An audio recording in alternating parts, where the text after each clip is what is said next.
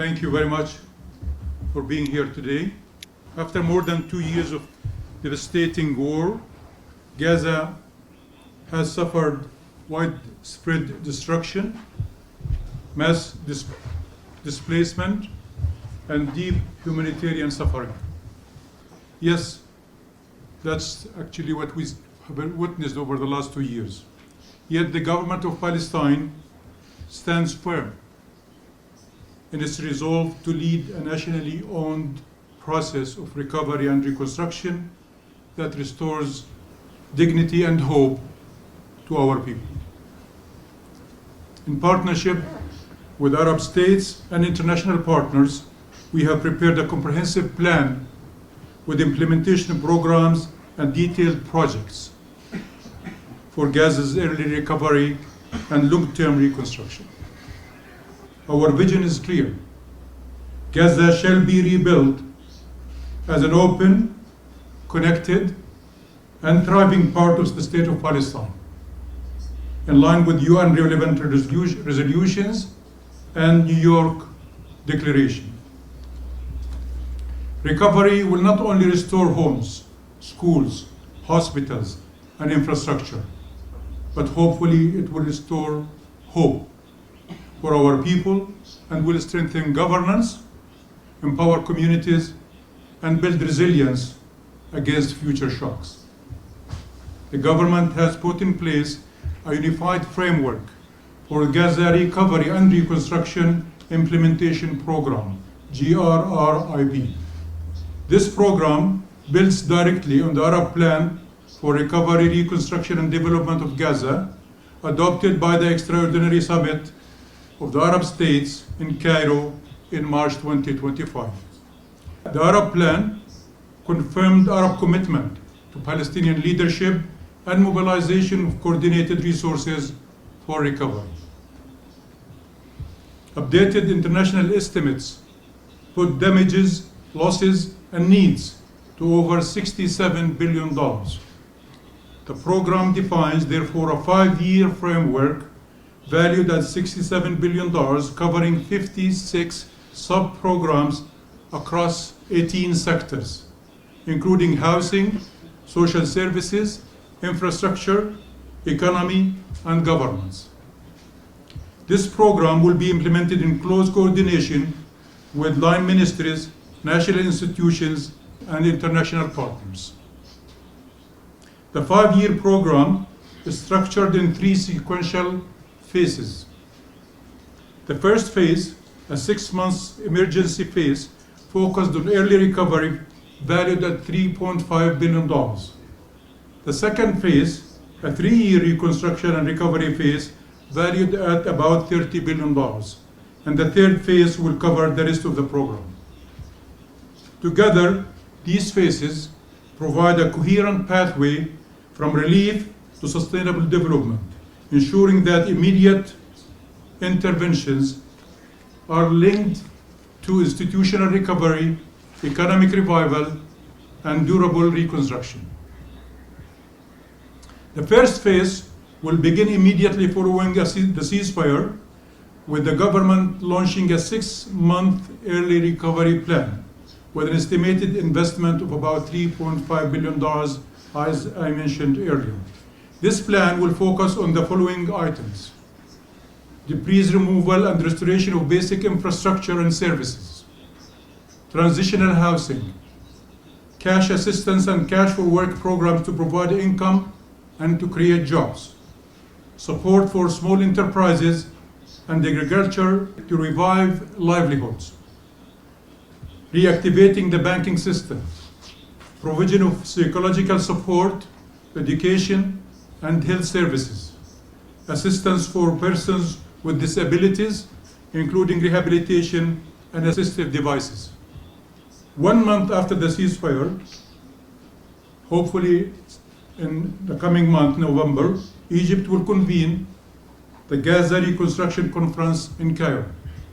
This conference will serve as the central platform for mobilizing international resources and partnerships, while reaffirming that all efforts are anchored in Palestinian national ownership and leadership. The government of Palestine reaffirms that effective governance in Gaza is an essential pillar of recovery and stability. Without strong and unified national institutions, the risks of inefficiency, duplication, and eventual collapse of basic services will be dangerously high. The reactivation of legitimate Palestinian institutions in Gaza will therefore proceed in full alignment with national laws and the Palestinian Authority public administration institutions. Palestine already possesses unified systems in key sectors in Gaza, such as health, education, water and sanitation, land, civil registry, public finance, and taxation. These systems, recognized by international partners, must be empowered and strengthened, not replaced by parallel or temporary structures that would be incapable of sustaining effective service delivery on the ground. This process will be implemented as a part of an ongoing national reform program focused on transparency, accountability, and institutional performance, with active support and audit of international partners. It will also reinforce the political and territorial unity between Gaza and the West Bank and contribute to restoring credible governance framework for the state of Palestine. The Palestinian Authority's approach on the issue of security in Gaza as a central pillar of its broader national vision for unity, sovereignty, and the realization of the independent state of Palestine on the 1967 borders with East Jerusalem as its capital. The government therefore reaffirms that effective security and governance in Gaza must be nationally owned and led, rooted in national institutions and consistent with international law. The PA remains open to coordination and assistance from Arab countries, international partners in support of stabilization efforts and civilian protection, including where necessary, a temporary and clearly defined international or regional presence mandated by United Nations Security Council and implemented in coordination with the State of Palestine. Such arrangements must be time-bound and fully subject to Palestinian sovereignty and legal authority. Police training programs initiated with Egypt and Jordan are already underway.